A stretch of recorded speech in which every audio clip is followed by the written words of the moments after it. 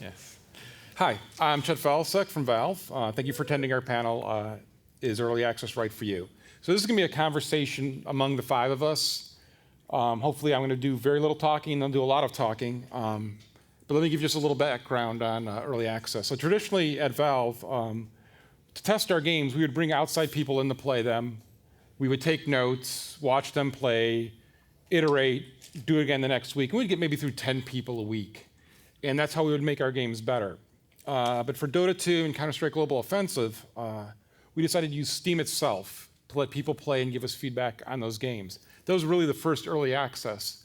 And giving the community access to our games and getting their feedback made those better games, undoubtedly. That was just a great move to do. So when we saw that happening, we wanted to extend that to other developers. And so then we created early access. But so today, instead of us telling you about our success in early access with those games, I wanted to give a broader width of what different ways people approach early access and how it works for different people. So we have these four panelists here. So let me introduce them. First up is Justin Bailey. He comes to us from Double Fine, whose space-based DF9 is seeing great success on early access. You know, and Double Fine's been experimenting with many ways to fund and develop their games, so it's great to see them on early access. And next up is our local guy, Bob Berry. He's just across the bridge at Uber Entertainment. Their planetary annihilation is on early access, where they're experimenting with some interesting pricing models, to say the least. Next is Jamie Cheng. He joins us from Klei Entertainment. Their title, Don't Starve, started with community involvement and found a great reception on early access. And now we're just waiting to see when Incognito joins it. And lastly is Mark Morris from Introversion. Darwinio was one of the first third-party games on Steam, and now they're seeing great success with Prison Architect on early access. And so, in fact, I'm going to start with Mark. You guys have had multiple traditional releases on Steam, but for Prison Architect, you guys decided to go with early access. What was kind of the thought process behind that? Yeah, sure. Well, early access didn't exist when we were first conceiving Prison Architect, so it didn't follow naturally. But we looked at Kickstarter and we saw that there was this new sort of trend within the industry that people were willing to pay for a product before it was finished. That was the sort of first fact, if you like, that informed the way that we started developing Prison Architect. And we thought to ourselves, we're not going to sell a game. We didn't think of it as selling early access to a game. We thought we're going to sell people the ability to look into our development process, give us feedback on the game, let us know what they think works, what they think doesn't work, and really be part of the game development process. And that's what we thought we were selling. So we did that. We launched Prison Architect. It blew our minds. We were so successful, even in those early days, which is one of the big benefits of early access as well, because you know very early on whether you've hit something that's going to work or whether you've hit something that you need to just leave and move on to the next title. And so we launched it on our own website, Kickstarter style, but we didn't go for Kickstarter. And if anyone wants to know why, ask me or ask us later, and I can explain the reasoning behind that. And then Valve launched early access and sort of mirrored the things that we'd been doing on our website very closely. So it was a very natural fit and easy for us to then put Prison Architect onto the early access program and go from there. And it's been very successful and it's worked very well for us so far. Excellent. So for Don't Starve, we wanted to experiment with releasing a game early because we've been doing it for years. Klei's been around for 8 years, and all the games we've done, we finished it before we launched it, and we wanted to experiment with new ways of development. And it really was more about trying to get more feedback rather than making more money. And so we released it on the Chrome Web Store for free at first, actually. And just to get some people, and we kind of knew that there wasn't many people on there, and that was great. So we got more and more data on there. And also at that time, early access didn't exist either as well. But it was fantastic for us to get data, and then when we could prove that our game was solid and that people were going to enjoy it, that's when we started putting it on bigger and bigger channels and getting more and more eyes on it. And so when the numbers, we collected analytics on our game, and we saw that people were really enjoying our game through our forums, anecdotally, and our analytics. That's when we put it on Steam. and it was ridiculous. Actually, it was far better than we expected, even though we knew that our game was solid as shown. So if I can just stick with you for 1 minute here. So you had success there, and now you have Incognito coming out. Why isn't it on early access yet? What's your kind of thought process there? Sure. So just the same as in Don't Starve, we really wanted to make sure that our game was ready for a lot of people to play. So how I see it is that when people play your game or our game, if it's not good enough, they'll leave and they'll never come back. And we wanted to, early access is a way for us to figure out if our game is good.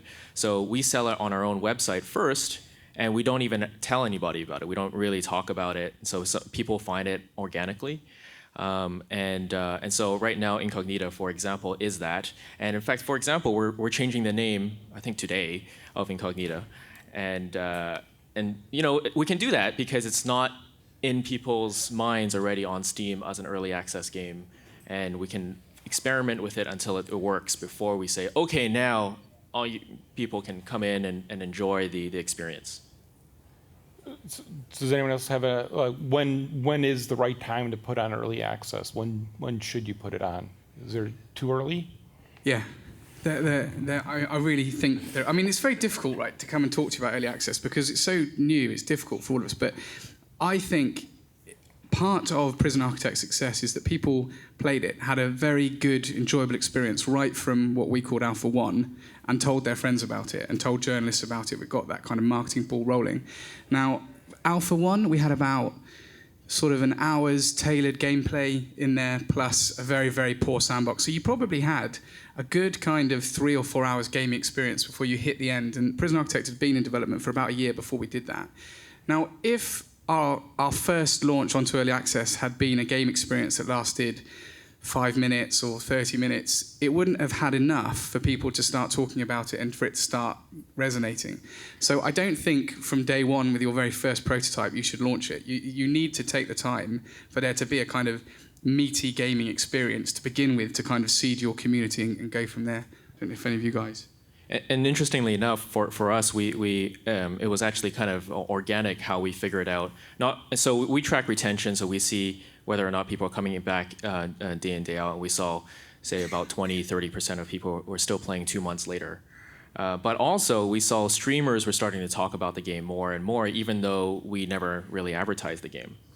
And so when we saw that, we thought, okay, now is a good time for us to put it on. Yeah, I think you want to at least have a certain amount of value to the customer. If you've got value to deliver, why not get going, right? You do if you're going to charge $90. Well, we can talk about that a little bit. So for us, our timing for early access really dovetailed with our Kickstarter.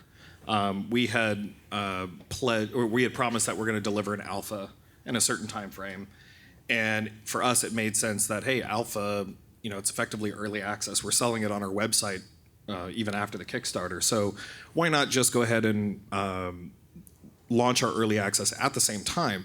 But the $90 price point served 2 purposes. One, it protected our Kickstarter backers because that's what they paid to get in to the alpha. And if we were to price it at any less than that, it would be not fair to them. The community, we had some people that would defend that message in the community, and then we had some people that screamed and yelled and called us thieves and greedy and all that. But the numbers spoke for themselves. We were okay with that. The second thing it served was it was actually a natural gate into the community. We really didn't want to get inundated with tons and tons of users. We were not ready to handle that. So for us, it was a nice natural barrier to keeping our population under control and not having it grow beyond what we can handle right now. Right now, we run all the servers for Planetary Annihilation, and those are expensive. We haven't fully optimized it. We can only run a certain number of players per box, so keeping that number artificially low is a good thing right now. Can I talk to that? Yeah. Just I want to raise that as well, because with us, it's very important. Or I think any early access title, it's very important to think about how many customers you want to see the game at what part of the process. So for us, we got not heavily criticised, but criticised a little bit in the first sale when we discounted Prison Architect by people saying, "Hey, I've given you some money, and now you're discounting it." But our view on that is exactly as you say. It's a kind of a gateway to control the number of players that you've got, because to begin with, you need people to understand that you're in alpha. You need people to understand the game might be buggy. You need them to be able to see through perhaps some minor kind of interface issues and give you really good, strong feedback. Now, you're not going to get that if you've got huge swathes of players. You're not going to be able to sift through it. So this concept of kind of high price at the beginning dropping allows you to control the flow of players, which is very important because it allows you to control your relationship with them. And also, in terms of kind of value, I don't agree with what was said about protecting people that paid money early. I think ultimately you'll be able to get Prison Architect for a penny in a Humble Bundle, right? But that's going to be in 3 or 4 years' time, obviously subject to Humble Bundle working with this, but I hope they will. But if you want to play it now, you're going to pay more. And it's like you have to pay more to go and see a film in the cinema, but then eventually it'll be on TV and you'll pay it for free. So what you're paying for is being the first person or amongst the first people to play the game. And I think that's a legitimate thing to charge for. Yeah, I can talk about Space a little bit. Our decision to go early access, kind of actually going back to an earlier question, was actually the exact opposite of what happened with Mark. Is that we had a very successful Kickstarter, and we were looking at like what was happening with Prison Architect, and we're like, hey, this is like a Kickstarter campaign, but it's one that never ends, and that looks very appealing. So, and in general, just Double Fine getting into early access, we were really enjoying having a closer kind of relationship with our community. Our community has followed us for like the 12 years the studio's existed. And we've always had somebody kind of in between us. It's always been like a publisher in between us and our community and communicating.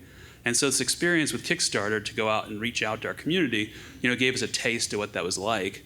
And we really liked it. We liked having the actual real-time kind of feedback from what we're working on to, from the community who's really passionate about the whole process. And so we actually then morphed into, we had this Amnesia Fortnight, which is basically our annual game jam, which we did behind doors.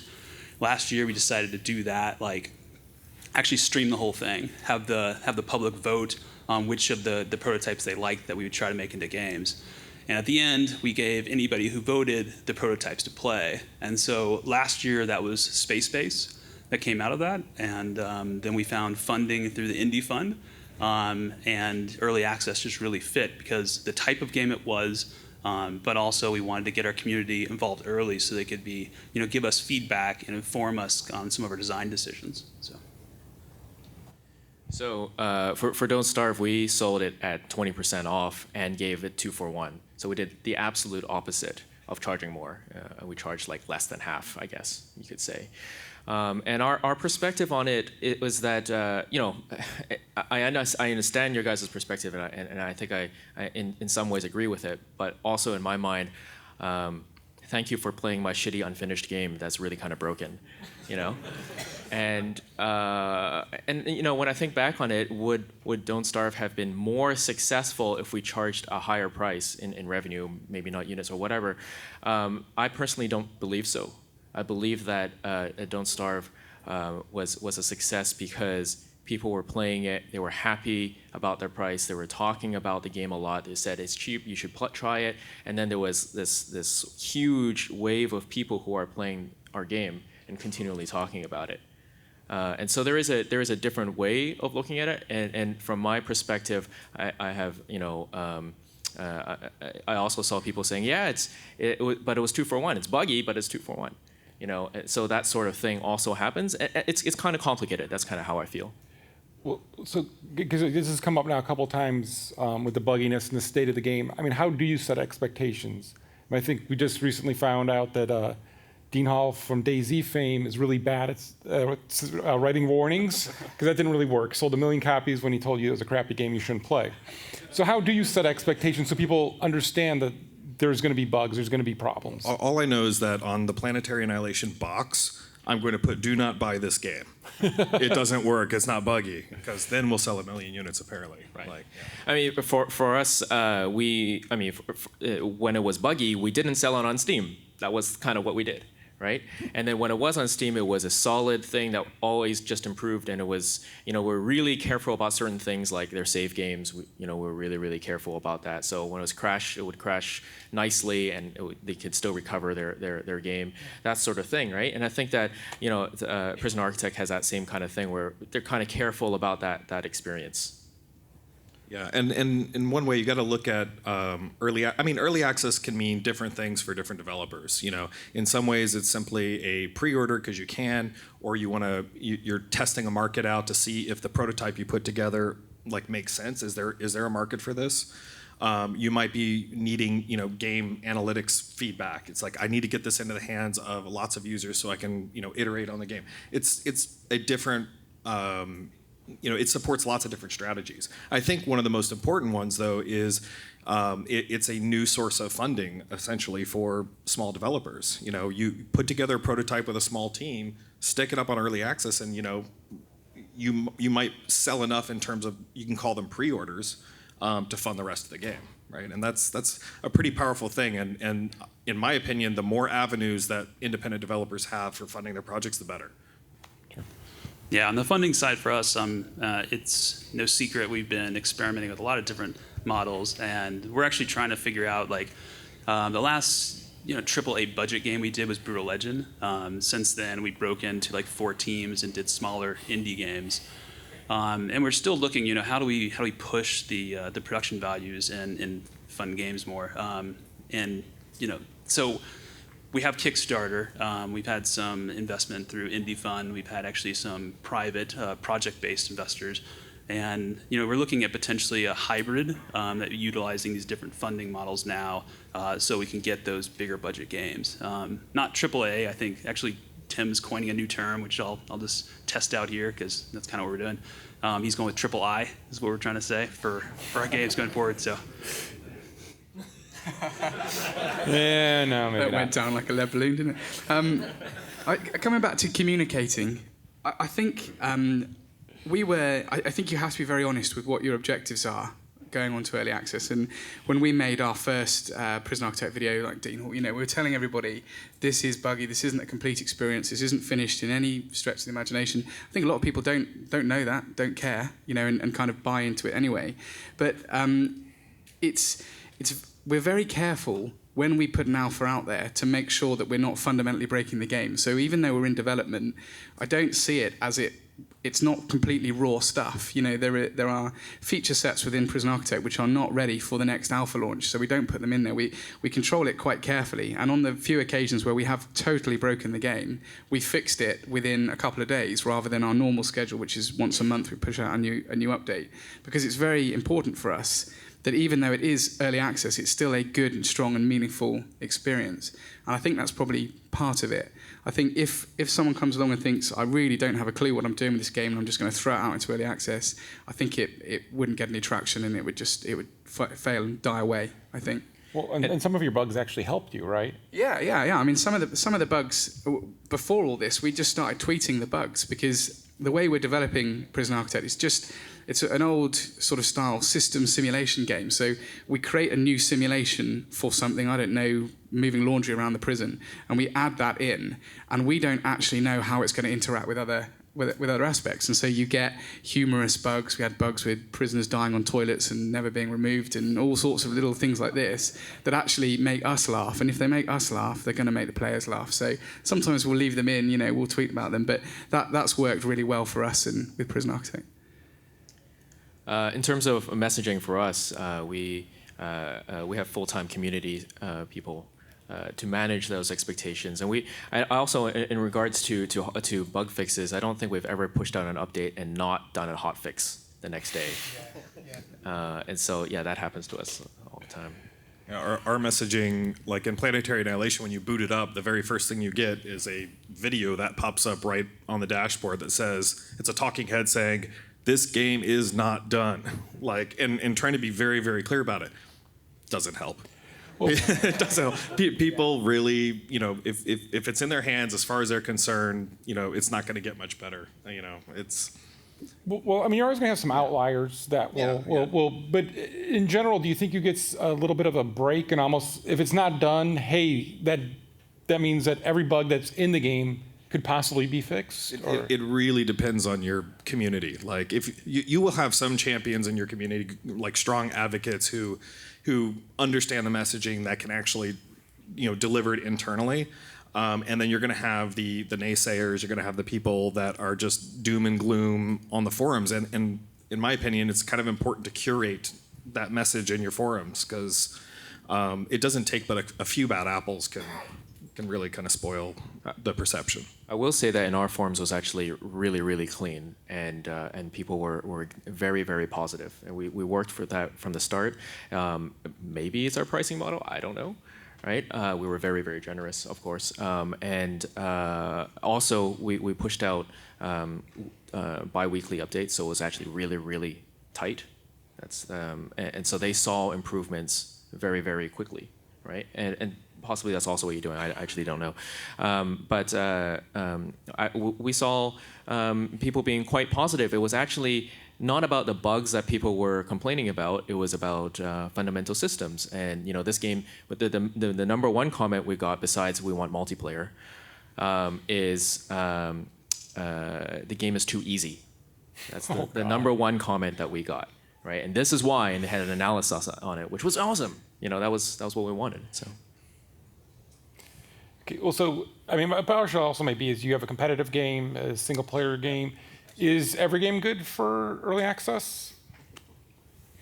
Bob and I had this argument on Twitter just before we came in here about this, and what I said was that I don't believe that Mark and the Ninja should have been on early access. I believe that it was an experience that I wanted players to have completely. And the first time they play through and have that full experience rather than an incomplete experience. So there was no time in that process that I thought it should go on early access. Yeah, and I respectfully disagreed. But to take an even more extreme example, I said I challenge you, give me one game that doesn't belong on early access. And what was it, Gone Home, right? Where something that's like super narrative, you get one chance to experience it, and if you screw up the ending, everything's screwed up. People are not going to want to play through it again, right? And I totally, I understand where you're coming from, but my response, I think, on Twitter was like, if the game's not ready for early access until it's basically done, I said, well, that's your date for early access. When it's done, put it up there, have it up there for a couple of weeks at a higher price point, lower price point too, for whatever you want to do, and then come out of that. And then I think what we settled on was, well, that's not really early access, right? That's more like a pre-order with beta access or something to that effect. The point of early access is to get your game out there 3 months in advance and have the community see you iterating on it over time. And so when you define it like that, then yeah, there's absolutely games that don't. And in that sense, the way I can think about it is that Prison Architect is like the prototypical good early access game because it's very componentized, and I can add something and it works, and I can add something and it works. And I would say, for example, that Mark of the Ninja is one where all the systems, when the stealth failed, it failed hard, and it was frustrating, and it wasn't good, and all the mechanics had to work all cohesively together. So we either had it all together or it totally didn't work. So adding in a little mechanic at a time, I think would have ruined the game. And in fact, the way I see it is, from an analogy standpoint, Don't Starve is kind of like a chia pet. It kind of grows and you're grooming it as it goes along and gets bigger and bigger, but then you groom it. And then Mark of the Ninja is like this finely shaved blade, tuned blade. And that's the kind of difference that I see of what's good in early access and what's not. Yeah, but I do believe that there is value to some amount of customers in seeing that process that you went through where things really didn't work. And if you were willing to actually communicate, here's what we're trying this week. Wow, this really fell apart because of X, Y, and Z, and actually explain, which is a lot of work on its own. If you're willing to go through that, I think that could be an appropriate type of experience. One thing I don't want to do anymore is try to project what I think is valuable onto the customers. Like, they'll tell you what's valuable to them, right? They'll speak, if you're a free-to-play game, they'll speak with their dollars and buying certain things. And I think many times the value for them could be simply, I have access to this before my friends do. And it's just it's a status symbol, and who am I to say that that's not an appropriate value or something, right? Yeah, we went through this just recently with Broken Age, where we had initially thought about, it's early access and decided down the road for various reasons that it was actually more of a season pass. One of the things we found out going through this process, though, is like these labels that we apply are pretty loose, and it's kind of everything's a work in process, which is what I really love about like Valve's approach, not only to obviously software but the hardware that they're doing, and it's basically our approach too. And so, when we look at the whole publishing function and taking Broken Age as an example, that's a game where you're not going to have continual update of the contents. So you're not going to be adding new features. It's a story. It's meant to be told completely, so you have the whole experience. It's timed that way, so you'll enjoy the whole experience. However, like we had an opportunity where we knew anybody that's a backer in the room. Are there backers in the room? Just curious, like Broken Age. Sweet, thank you for backing. So if you played the game, the end of Act 1 is actually pretty satisfying experience in itself. So once we saw that, we actually got mock reviews done for some of our friends that were former journalists, and we wanted to get those reviews out there. And something to think about with your game if you're deciding to do this in early access is currently, if it's in early access, it's really not being reviewed. And if the reviews are something that actually help the uptake and more people to buy the game, maybe early access is not the right place for that. So Justin, you have the microphone. So like for Space, when do you decide, hey, we're in early access, we're doing great, and now we're finished? When do we go from early access to a release game? Yeah, so it's that decision. It's a little fuzzy. It is one where the community is very involved in it. There's actually there for sure is in our minds, like, and I'm speaking for the development team. I'm not a developer. The development team actually couldn't make it today. But there's a feature list, a minimum feature list they have in their minds that they like to do. But it's being informed, and I like to use the word informed by our community because if the community is directing it and they're making all the decisions, then what are the game developers doing basically? But an informed is like, hey, this looks like a great feature. We never thought about that, and that's something awesome to add. So it is kind of this morphing process. We have in mind what kind of the minimum game would be, and we're not there yet, and we know that, and we kind of take it in 3-month swashes right now. So one thing I was going to say about the $90 price point again was that it's really amazing that Valve even let us do it, right? Any other platform holder would have said we're batshit insane and not let that happen. But Valve's a company that's just all about experimentation, right? And when we were talking to our account manager, he's like, "That's an interesting experiment. We should try it. Why not?" The delta was large enough that we could learn something. Yeah, yes. and I think you guys have got some decent amount of data from that. Yes, it was interesting.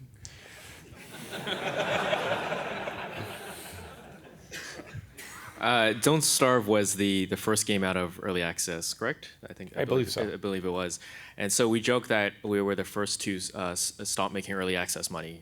So we should have continued going. But we chose to do that because we had an end in mind on what the experience was supposed to be. And then we actually still added 6 months of updates. And in retrospect, should we have only added 3 months, or should we have planned it a little bit differently? Perhaps, but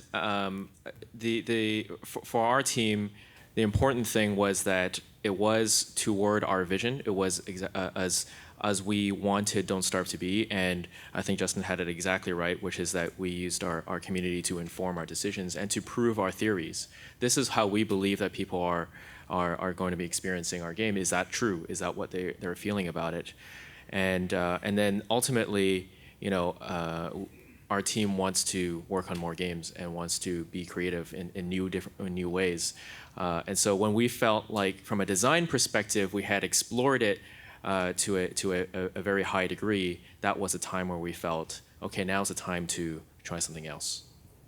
Yeah, I think this is a very important point to think about and talk about, because I see it as one of the downsides. There aren't many downsides to early access, but I think this is one of them, that ultimately what we want to do at Introversion is produce brilliant final games. that you look back on in the future, and the mechanisms that put those games into the world shouldn't really be that apparent. The game itself should just stand on its own 2 feet and be fantastic. Now, for us, we have a minimum list of features that we want to include for Prison Architect. We have a vision, but it's not a concrete vision. And I think as game developers, most of us know, we don't really have concrete visions when we start. It's quite rare. You go on this meandering path and a game kind of drops out at the end. And so for us, trying to understand exactly when we need to draw that line and transition away from early access and say, right, Prison Architect is now done. And maybe we'll do the same thing, say, it is now done. We are calling this version 1, and then continue and do a 3-month update or something, like we would have done in the old days, as part of just that kind of closure on the product, rather than switching from being a company that makes video games to a company that just spends all of its life in this kind of service provision of, oh, well, now let's put cats in PA, now let's put mice in PA, Despite what Bob tells you, PA stands for Prison Architect, not Penny Arcade and not Planetary Annihilation either. Prison Architect, PA. Well, I guess that's interesting. So what are you guys' thoughts on as you release, and it goes from that point where you have customers that have grown to expect updates, that you've got them hooked on a monthly cycle for you, every 2 weeks for you. What do you see the customer's reaction then when you turn off that spigot and the game they have is the game they have, and it's a great game, but they know that they're not going to be cared for in the same way anymore? Well, from my perspective, I think that's great. We messaged it early and often that there was going to be an end to this, and we gave them what we felt were good estimates when we felt like we could give good estimates, and we kept communicating. And to me, if I keep on updating Don't Starve, I think that there is going to be a point where people get sick of it, and I would rather stop it before they get sick of it and have a new game come out for them to enjoy, than to just keep on. Yeah, we're obviously coming at it from the other end of that, where, we don't really call Planetary Annihilation game as a service. We've got this new thing that we've kind of coined, which is like game as a platform. We're actually trying to build an ecosystem and a content creation platform around Planetary Annihilation. And yes, we're going to be operating it as a service, but from the community's point of view, there's a workshop-like content creation ecosystem there. Not just for hats and stuff like that, but for like mods. We want to support a really robust mod community. For a game like Total Annihilation, that's probably where we're going to have our longevity is mod support. You said Total Annihilation. Planetary Annihilation, sorry. Well, we can edit that out in post. Yes.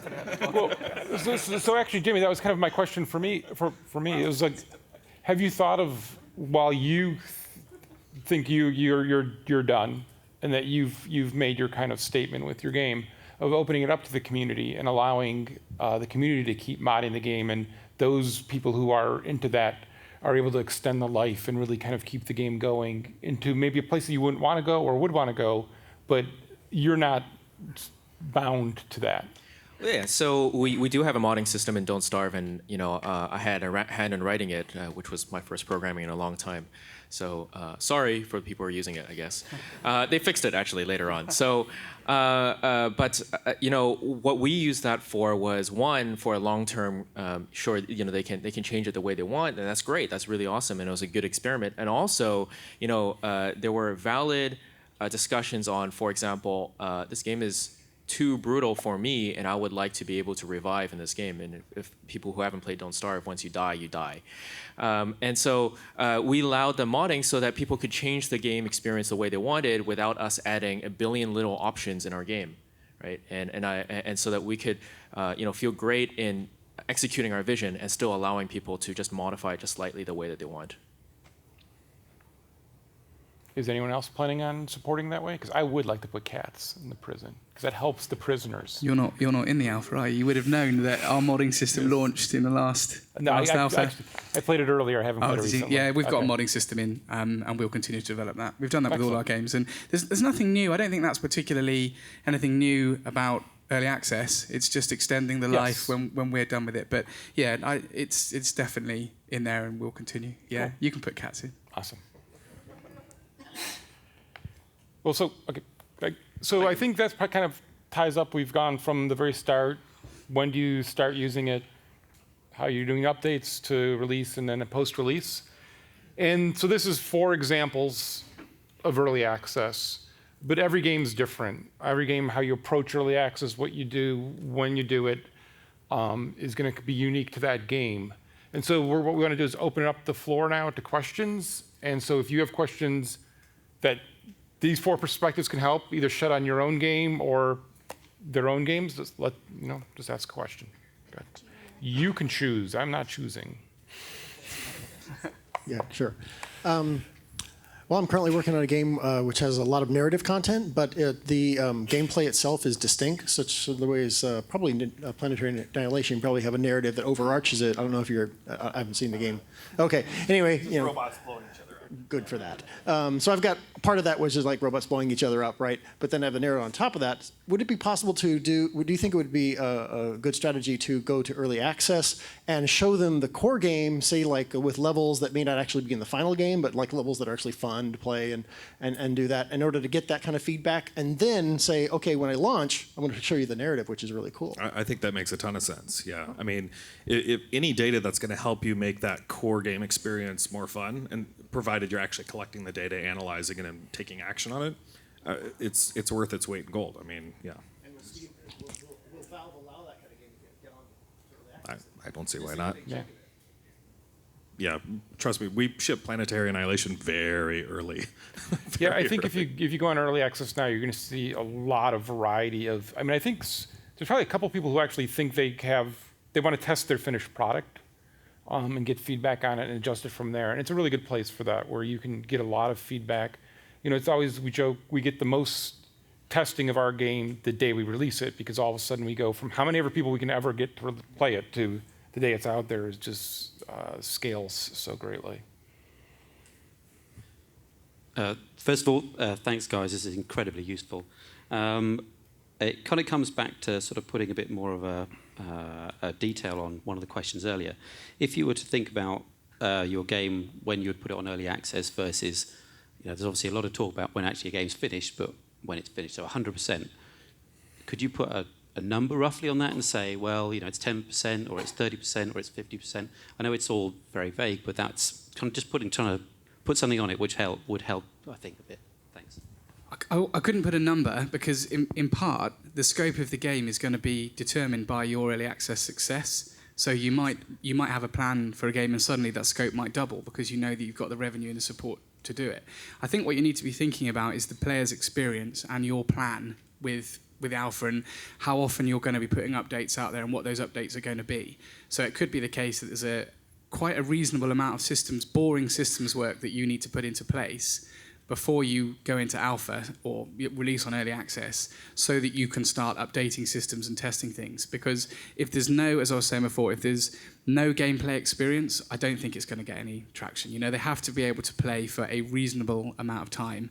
And then your next update, I believe, well, maybe not your next update, because you can, and we see people that do, very fast, just micro iterations, and not every early access player will play every early access build, but you need to have progression, and players need to see the game changing. So it could be the case that you're relatively far down the development kind of path before you launch into early access, so that you can see what the route is to keep that kind of experience curve and keep your players interested all the way up to launch.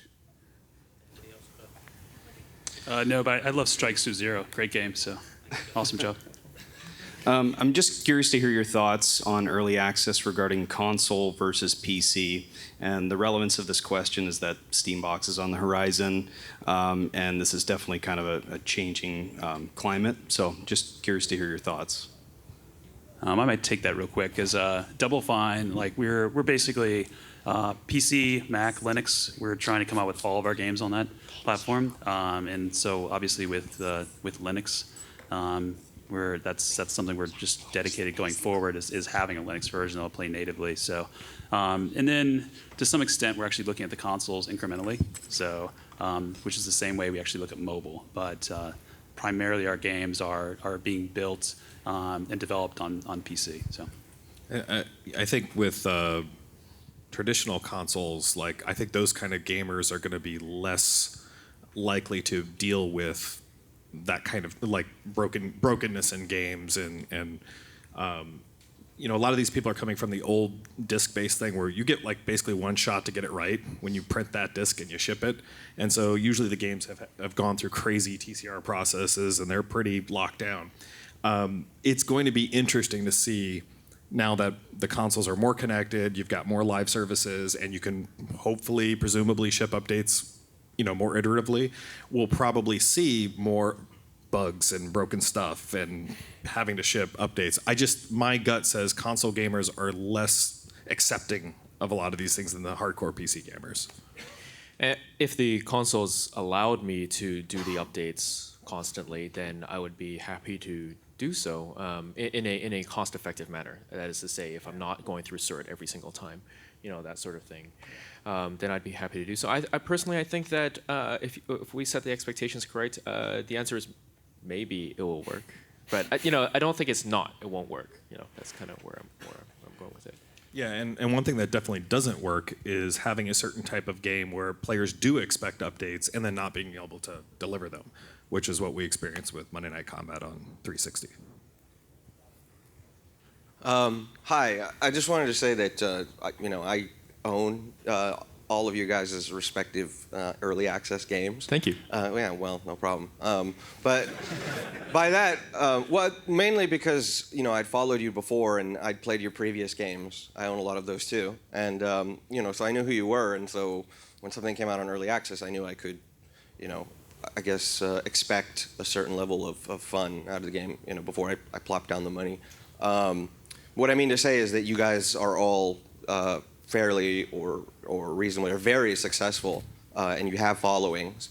And how much of that do you think was a contributing factor to your success on early access? And also, do you have any advice besides make your game good for people that might not have that following? Thanks. I can share a little story about Don't Starve because Don't Starve, I believe, has a very different audience than Mark and the Ninja. For Don't Starve, when we launched it on the Chrome Web Store, we had pretty good success. We didn't have the success we had on Steam yet, but there was a knitting mom who played our game, and we saw her.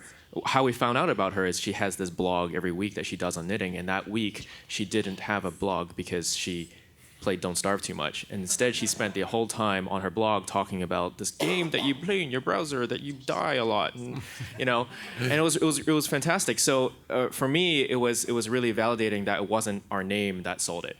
So because obviously not Mark and the Ninja player. Yeah, and obviously for Planetary Annihilation, we were coming off the Kickstarter.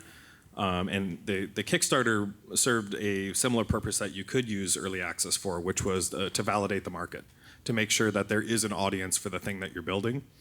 And if you'll recall in our Kickstarter video, we didn't actually have any game to show. We had produced nothing but a gameplay visualization video, which was all done in 3D Studio Max. But we said, this is kind of what it's going to look like, or actually it's going to look at least this good.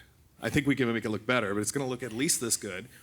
We made visual promises, the gameplay promises in just the things that we showed, and that was enough for the market to say, yeah, we want that. And I think you can do something similar with a compelling prototype, playable prototype through early access. Doesn't have to be a complete game. Doesn't have just enough core mechanics where people feel like they get value and they have fun, and that's your market test.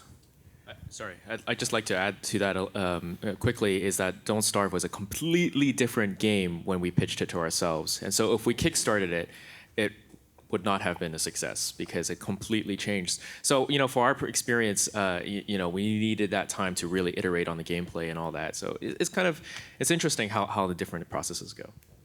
I think you make a very valid point about our reputations perhaps going before us, which is why people trust us to deliver a finished game. But it comes, if you are brand new and no one's heard of you, this is why early access is so good. If you craft a really good prototype, and again, it comes back to picking your moment when you're going to launch it, but if you do craft something which is really wonderful and you get it onto early access and people start playing it, the Steam audience and the network and the social things, and we've heard marketing tools, you will get picked up and you will be able to get the ball rolling. It didn't used to be like that, but it is now. So even though our reputation's helped, I don't think there's any reason why new people can't break in. So I would potentially respectfully disagree with that, and the only reason is because you can see like this is a very popular panel. Early access is getting a lot of traction. You're likely to see competition increase. You're seeing traditional publishers actually jump in there where they potentially would have canceled the game before, and they have AAA production values, and now they're potentially putting it on early access to see if they can revive it or change the dev cycle.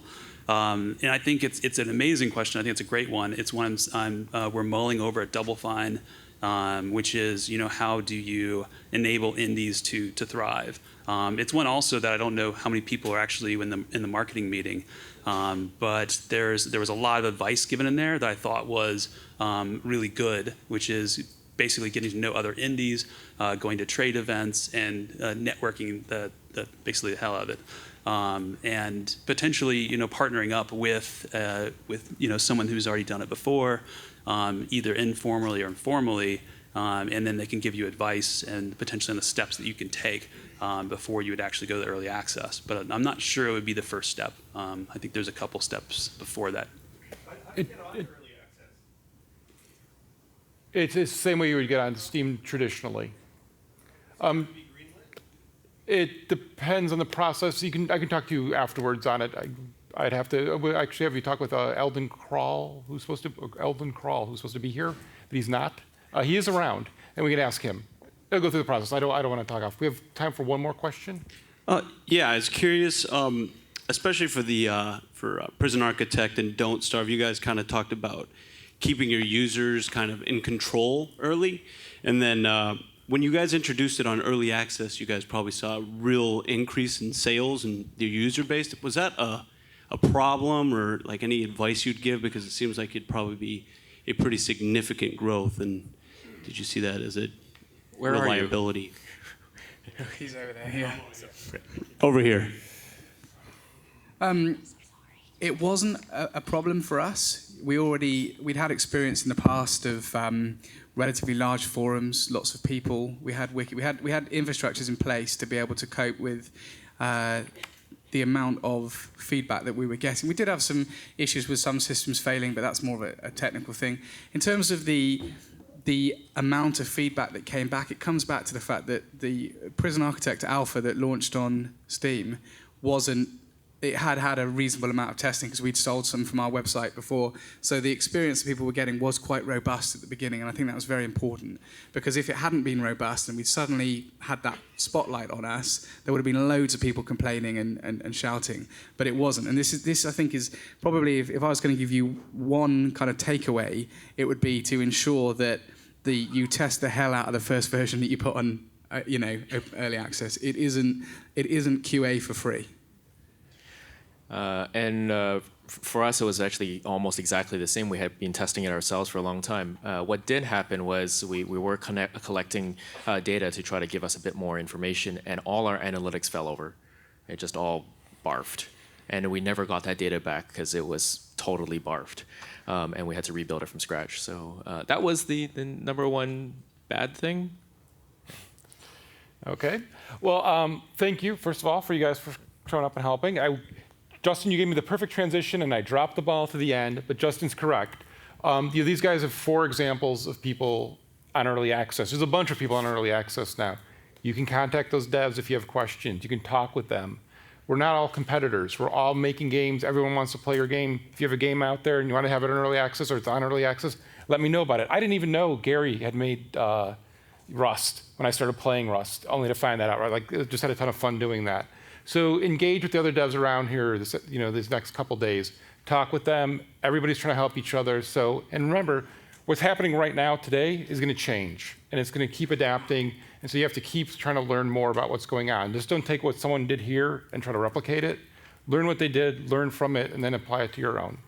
So thank you.